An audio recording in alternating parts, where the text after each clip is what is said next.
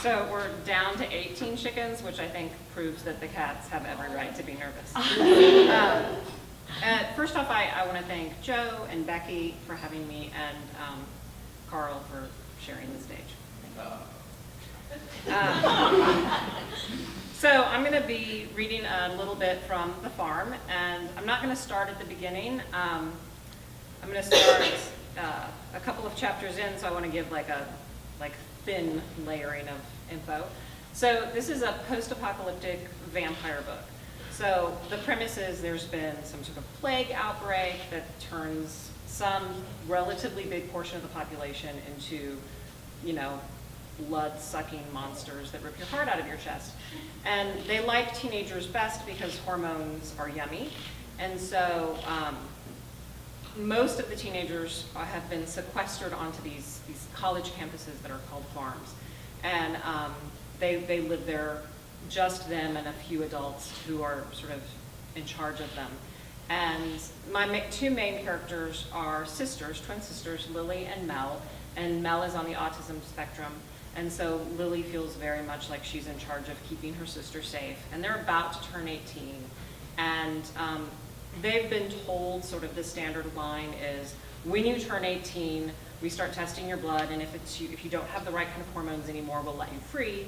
But no one really believes that. Lily has reason to believe that when you turn 18, you're harvested, and that's the end. And so she is determined to get her and her sister out of the farm and to safety. And so she has this elaborate plan to try and make this happen. But we're starting in Mel's point of view, because this is my favorite chapter. Okay, and it's chapter 3, in case anyone's reading along in the audience. Most days, Lily is the steady drumbeat, the rhythm of my heart, the repeating melody of the music in my head, but not today. Hey, by the way, Becky, like a wave when I should be done. Okay. Today, she is a cacophony of dissonant notes, just wrong, a jumbled mess, can't listen. She's out of rhythm, trying to rush, tempo's all wrong, there's no music in her today, only words, talk, talk, talk, talk, talk. That's Lily. Never has a thought she doesn't say aloud, makes her feel like the smart one, the normal one. As if I count less because I don't jabber, because I listen to the music instead of talking over it. I know I'm a burden, how twitchy it makes her, being the rhythm, being the steady one, twitchy and nervous, a rat-a-tat-tat. But we're not ready. If we go now, we'll be caught like trickster's bunnies. She thinks I don't know what happens to those rabbits snared out by the fence, but I know. Their music is so loud sometimes I can't think. I block out their noise when I can. I know we're not ready. Can't make Lily hear it. All she hears is the clock. Tick-tock, tick-tock, tick-tock. She doesn't listen. All she does is talk. Talk, talk, talk, talk. Tick-tock, tick-tock, talk, talk, talk, talk. I try to listen for both of us, but I can't hear over all of her noise. I hold on to Slink and try and block out the noise, but even Slink doesn't help. Freedom sounds like Paganini, and the pianist is sitting on his hands. The orchestra is too tinny and too loud by itself. Lily never understands that all the instruments have to play together to make music. Otherwise, it's just noise, noise, noise. By myself, I tap my head against the wall. Alone should be a blessing, but I'm haunted by the plan, my plan, Lily's plan, the plan. It's not what's missing, it's what's out of rhythm. I try to make the pianist play, try to hear why our plan won't work. But the white noise in the room is in my ears, blocking out the music. All these things Lily has cluttered our room with, everything has its own pitch if you listen for it. Most people don't. Lily doesn't listen for the rustling of the box of neoprene gloves or the steady hum of the 18 microscopes, the high-pitched glassy squeal of the beakers and the petri dishes. All of this stuff makes too much noise. I can't hear the music. If I could, I would know what was missing.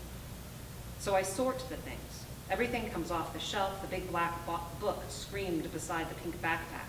It slides into silence when I move it beside 24 roll box of paper towels. The pink backpack, so jittery, quiets now once I empty it and place it beside the quilt. I do this, making sense of the chaos. If I can just isolate the melody, and hear our escape plan, I'll know what's wrong. If I can't make the piano play, the rhapsody won't work. Lily might blame herself, but it will be both of us who die. Time is not on our side. Tick-tock, tick-tock, tick-tock, tick, tick, tick. Chapter 4, Lily. I don't go anywhere these days without an escape route, but today was the first day. I felt like I needed it. Today's plan, get back to Mel, grab the bags, and wait. I don't know yet if the guy in the gray sweatshirt has reported us. So, did we leave the safety of the science building on the chance that he had, or did we wait and see? Hiding in the dorms was out of the question. We might head over to the gymnasium on the north side of campus and hide there until morning, but there were some jocks who hadn't yet become collabs, and they lived in the gym. I shuddered to think what it would take to convince them to let us stay there overnight. So far on the farm, I hadn't traded that. But as I walked up the 6 flights of stairs to the science lab, I knew that I would if I had to. But if we did make it through the night, then what? If the guy in gray reported us to the collabs, we wouldn't be safe anywhere on campus. We sure couldn't head down to the dining hall for meals. The collabs would grab us when they scanned our chips on the way in. We had only one thing in our favor. Everything we needed was packed and waiting right by the door. We could be out of the building in minutes. I didn't know if we needed to run, but if the collabs showed up, I wanted to be ready. When I got back to the room, I had to tap out Mary Had a Little Lamb 5 times before Mel would open the door. Already nervous, my anxiety shot up with each tap of my knuckles. By the time the door swung open, I was frantic. And then I saw what Mel had done while I was gone. My eyes scanned from shelf to shelf. At first, I didn't understand. Everything looked different. Things weren't where they were supposed to be. My emergency backpack wasn't by the door, nor was Mel's pink bag. She loved that bag, partly because it was actually hers. She'd brought it with her when she'd come to the farm. She had carried it for 3 years, and another just like it 5 years before that. It was bright pink with cheerful flowers and sugary colors. Right now, it was packed with emergency provisions for Mel. Extra clothes, half of what little food we had, and of course the tiny stuffed flying squirrel Mel had carried with her since she was 5. My bag was gone. Everything else, the carefully distributed chaos of the lab equipment, was organized. My heart rate jumped. Every item in the room had been arranged by color. Suddenly, I couldn't breathe. Every lungful was a struggle. Mel stood in the center of the room, the ladder-back chair clutched in her hands. She gnawed on her lower lip as she rocked. Heart pounding, I looked from her to the contents of the shelves as panic crawled up my stomach. I raced to one of the shelves, a blazing burst of pink and red across the top of the room. The pink backpack was just beyond my reach. I jumped up, trying to snag the strap and pull it down. Once, twice, I caught it on the 4th jump, and it tumbled off the shelf, pulling a cross-section of a model heart with it. It crashed to the floor, snapping off the stand and breaking open the heart to reveal the interior chambers. I felt like it was a crack in my own heart, a painful slash across my chest that cut off my air. The backpack was empty. It weighed almost nothing. I ripped open the zipper as my gaze searched the shelves. There was a neatly folded pair of bikini underwear on the green shelf. I grabbed them and crammed them inside. Our obscenely cheerful pink quilt was on the top shelf, too. Snagging it sent a model kidney tumbling to the ground. A dull gray neoprene gloves were on the bottom shelf. I dropped to my knees with shaking hands and shoved pair after pair into the bag. Too many. I stood, leaving the overstuffed bag on the floor, and kept looking.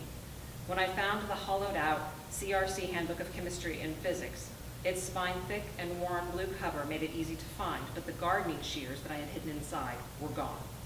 After that, I ran through the list of other things that had been in the backpack, pulling them off shelves with one hand and clutching them to my chest with the other.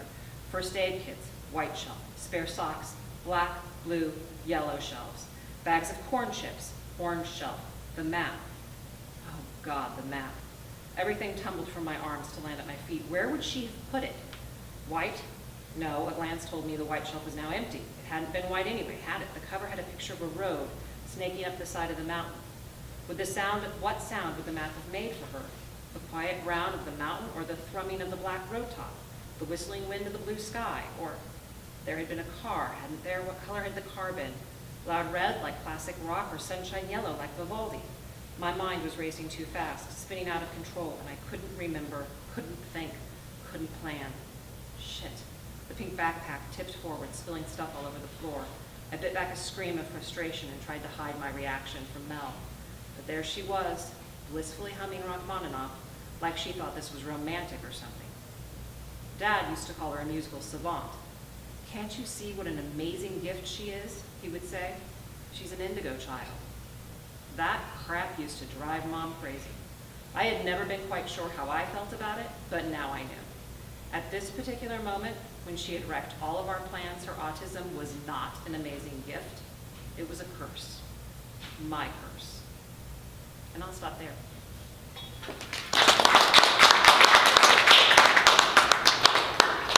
Do you have any questions, Emily? Yeah. What was your inspiration for the two characters, specifically Mel? Do you have somebody in your life that it kind of reminded you of, that you were familiar with the characteristics of somebody on the autism spectrum? Because it's very, you go through really clear, precise, you know, her organization techniques. And Yeah. So originally, like, I'm a very, like, nuts and bolts author. So the original reason Mel was in the book was because I needed someone who depended on Lily, but who brought more to the table than Lily knew. And so that's why I created the character, and then she kind of blossomed into this like amazing gift for me because she's kind of the backbone of the whole series. As for what how I created my vision of her, when I was writing the book, I had a good friend who has a son who's on the autism spectrum, who's in college now actually, and he was nonverbal for a really long time. And you only get a taste of it here with the Mary Had a Little Lamb thing. But when Mel first started speaking, she started speaking in nursery rhymes. And that's actually how my friend's kid first started speaking also, was they would go through these nursery rhymes. And like the first word he said was basket, because the mom would do like a trisket, a tasket, something, that one that that's not coming to my mind now. But when she would say the word basket, she would hand him the basket. So, and then the first word he said was basket. So these repetitive nursery rhymes that had physical things in them, she would hand him the item when she got to the physical thing. And that's how he first started speaking. And I thought that was a really cool way to get past the complications of an autistic mind. And then I read books and things like that also to try and get hopefully the right flavor. Any other questions? Did they have a cat? Yeah, they did. Trickster was the cat. I figured. Yeah. Why did you figure that? I don't know, it just seemed like... The Trickster's bunnies that ended up, yeah. oh, Yeah. I figured. Yeah. Was there something that kind of moved you from writing just romance to moving over to writing, addition to adding sci-fi and... Yeah, so the romance novels I wrote were really short, and there's really only room for the relationship between the hero and the heroine, which I love books that have that intensive focus on one relationship, but at the same time as a writer, I was constantly bucking against that. You know, I was like, well, I want to know what her relationship is like with her mother and her father and her sister and her best friend and his best friend, and you know. And so I wanted to do more in-depth stuff. And so, you know, that's why this has a romance in it, but the heart of the story is between the relationship between the two sisters and the complications and how that develops and stuff. Yeah. And the whole vampire. And then the vampire stuff, yeah. And that you know, this whole book came about beyond me wanting to explore other relationships, because one day I was sitting in a writing workshop where they were talking about world building, and how when you create a world, all of the elements have to fall into place really logically. And I thought, well, Twilight makes no sense then, because if vampires are smarter and stronger and faster than us, then why are they hiding? You know, like if they are almost impossible to kill and they're all brilliant, Why would they not take over and farm us as food? And I thought I would read that book. If only I knew someone who could write it for me. So, yeah. Any other questions? Doesn't have to be about this. Could be about writing. Could be about. You said it was a series. Uh-huh. So is this the? This is the first book in the series. Yeah. So there's this book, and then there's a digital prequel that happens before this book that you can get on Amazon, and then there's 2 more books in the series. Yeah. And it all So. follows the twins? Yeah, it does. And I've thought about doing additional books in that universe that follow other characters, because when it's the apocalypse, interesting things happen everywhere. You know. But I haven't done that yet. So. So like you said, you said something that was kind of interesting when you were saying you're building the universe. So did you choose a university setting for the farm just based on, like you said, nuts and bolts, that pragmatically this would be a very good location, there's already structures built up, or is this reflective of something else where you're saying you're hosting teenagers in a location that... It's very much the first one. Okay. One, I think if you told a bunch of teenagers, hey, we're going to put you in one safe location and we're going to lock you in, high school students wouldn't be opposed to going to a college because they think it's going to be fun. But also practically there are ways to feed them and house them and that kind of stuff there. Gotcha. And then again, on a practical thing, I set it in Texas and I picked a college campus that I had at least been on. For those practical kinds of reasons. But I don't think I ever intended it to be a metaphor for something bigger. There are metaphors for things bigger in there, but that's not one of them. Did you have a question? Yeah, I was just wondering if you, like, growing up, did you like to write, and what prompted you to write your first book?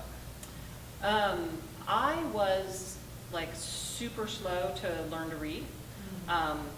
So like I was sort of behind as a reader for a really, really long time. But I knew I wanted to be a storyteller from the time I was about 8.